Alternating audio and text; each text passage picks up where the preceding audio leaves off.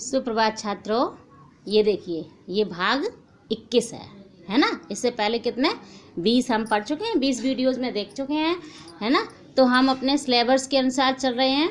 तो सिलेबस के अंतर्गत हमारा जो अध्याय था उसके अंतर्गत उपसर्ग, प्रत्यय और समास है। ठीक है, तो हम उपसर्ग पढ़ चुके हैं, अब प्रत्यय पढ़ रहे हैं। और प्रत्यय के अंतर्गत हमने क्या पढ़ा था, समास पढ़ रहे हैं। तो समास के अंतर्गत हमने क्या पढ़ा था, समास की परिभाषा पढ़ी थी और समास के भेद पढ़े थे। भेद के अंतर्गत अव्ययीभाव समास, उसके बाद तत्पुरुष समास, और अब हम पढ़ेंगे द्वंद्व समास। ठीक है, अब द्वंद्व समास के बारे में अगर पहचान के बारे में बात करें तो उसकी सबसे बड़ी पहचान क्या होती है, उसके बीच में एक योजक चिन्ह लगता है और उसमें क्या होता है कि दोनों पद प्रधान होते हैं।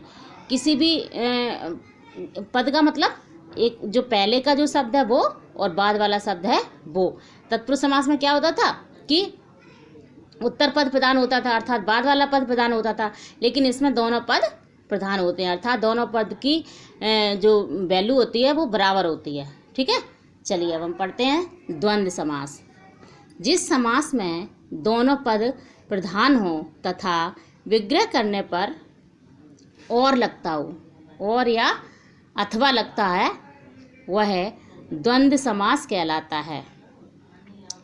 दोनों पदों के बीच में योजक चिन्ह का प्रयोग होता है। ठीक, इतनी बात समझ में आ गई कि दोनों पदों के बीच में योजक चिन्ह लगता है और उनका विग्रह करने से या अथवा लगता है ना, और या अथवा लगता है। ठीक, चलिए इसके कुछ उदाहरण देखते हैं, जैसे कि माता पिता। अब देखो माता का स्थान भी उतना ही बड़ा है और पिता का स्थान भी उतना ही बड़ा है, तो दोनों पद प्रधान हो गए इसके, है ना। और इसका अगर विग्रह करेंगे तो क्या होगा, माता और पिता। ऐसे ही भाई बहन, यहाँ पे भी योजक चिन्ह लगा है। अब भाई का स्थान भी उतना ही है और बहन का स्थान भी उतना ही है ना। तो भाई और बहन। आचार विचार, आचार और विचार। खरा खोटा, है ना, खरा और खोटा। मान सम्मान, मान और सम्मान। पाप पुण्य, पाप और पुण्य। धर्म अधर्म, धर्म और अधर्म। ऐसे ही आप ये द्वंद्व समास के हमने कितने उदाहरण लिखे हैं, 3, 6, 7 लिखे हैं, और 7 ही आपको और अपनी बुक में लिखने हैं। ठीक है, आप जो नोट्स बना रहे हो उसमें इतने 7 ही और ऐसे लिखने हैं जो हमने ना लिखे हों। ठीक है, और आप लोग जो कमेंट कर रहे हो बहुत अच्छा लग रहा है, लेकिन गुड मॉर्निंग मत किया करो। केवल आप वीडियो के बारे में बताया करो कि मैम अच्छा बना है कि नहीं अच्छा बना है, इसमें और क्या हो सकता है ना, और अच्छा बनाने के लिए और क्या क्या हो सकता है, इसमें ये सुझाव भी दे सकते हो, है ना। और आपको जो कुछ पढ़ना हो उसके लिए भी कह सकते हो। ठीक है, इस तरह से कमेंट किया करो। ओके, ठीक है, चलिए अब पढ़ते हैं द्विगु समास। द्विगु समास के अंतर्गत जिस समास में पहला पद संख्यावाची हो, पहला पद जिसमें संख्यावाची हो और दूसरा पद क्या हो, संज्ञा हो।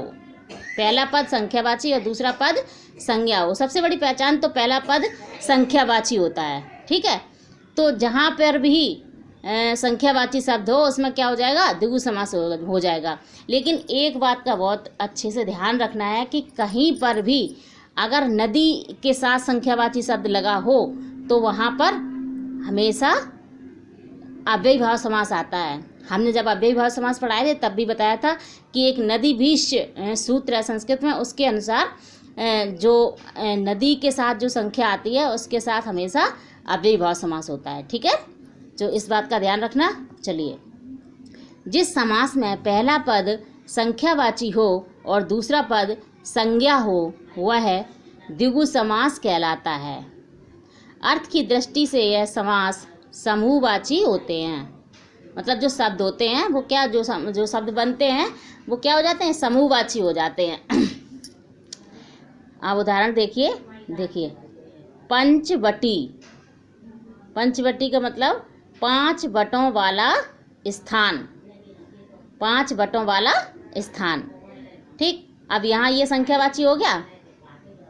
उसके बाद शताब्दी, 100 असदों, असदों माने होता है वर्ष, तो 100 अशदों का समूह अर्थात 100 वर्षों का समूह हो गया एक शताब्दी। ठीक। चौमासा जैसे 4 महीनों का समूह। तिरंगा 3 रंगों का समाहार, मतलब जिसमें 3 रंग एक साथ मिले। समाहार का मतलब क्या होता है? 3 रंग एक साथ, समाहार का मतलब होता है मिलना, है ना। तो तिरंगा का मतलब हो गया 3 रंगों का समाहार, 3 रंग एक साथ मिले हुए हों। ठीक। 4 पाई अर्थात 4 पायों का समाहार, मतलब 4 पाँव को एक साथ मिले हुए जो हों। समाहार का मतलब क्या होता है? मिले हुए, सम्मिलित। समाहार का मतलब सम्मिलित, है ना। तो 4 पाए जिसमें सम्मिलित हों तो वो क्या हो गई? 4 पाई हो गई, है ना। नवग्रह अर्थात नवग्रहों का समूह, 9 ग्रहों का समूह। अब देखिए, इसको हमने लिखा था विशेष कथन के रूप में, जो हमने अभी ऊपर बताया था आपको कि नदियों के समूह में द्विगु ना होकर अव्ययीभाव समास होता है। और क्यों होता है? एक संस्कृत में श्लोक है कि नदी भीष्म सूत्र के अनुसार क्या होता है? अव्ययीभाव समास होता है। नदी अगर संख्या के पीछे नदी के आगे अगर संख्या लगी हो तो क्या होगा? हमेशा अव्ययीभाव समास होगा। ठीक है। अब हमने क्या पढ़ा? द्वंद्व समास पढ़ा और द्विगु समास पढ़ा। ठीक है। आज के वीडियो में बस इतना ही। ये वीडियो इतने छोटे इसलिए बताते हैं कि एक साथ बहुत सारी चीज़ें पढ़ लोगे तो आपके समझ भी नहीं आएगा और इसको लोड करने में भी दिक्कत होती है। तो इसलिए हम बहुत छोटे छोटे से वीडियो बना रहे हैं, क्योंकि आप भी देखने में बोर ना हो और जितना पढ़ो उसको क्या कर लो? आत्मसात कर लो। ठीक है। क्योंकि जो आप ये पढ़ रहे हो, ये समास हैं, संधि हैं, प्रत्यय हैं, उपसर्ग हैं, ये तो आपके हर कंपटीशन में आएंगे, है ना। तो ये आपको बहुत अच्छे से याद रखना है। और कोई ट्रिक और उसके हिसाब से ट्रिक क्या होता है कि ट्रिक तो जब हम ज़्यादा पढ़ते रहते हैं ना तो वो अपने आप समझ में आ जाती है ना। तो अगर हम इस तरह से देख लें कि जो योजक चिन्ह जहाँ पे लगते हैं ये भी एक ट्रिक ही मान लो, है ना।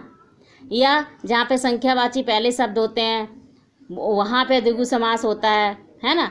तो इस तरह से जब हम चीज़ों को बार बार पढ़ेंगे तो क्या होगा?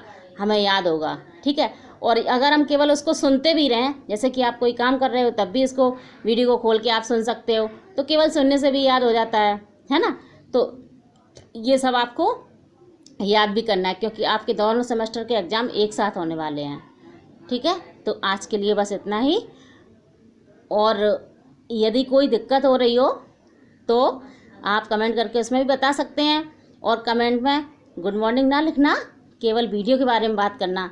ठीक है ना, कि वीडियो कैसा बना है, अच्छा बना है, बुरा बना है ना, और किसका वीडियो चाहिए, इस तरह से। ओके बेटा, ठीक है, धन्यवाद।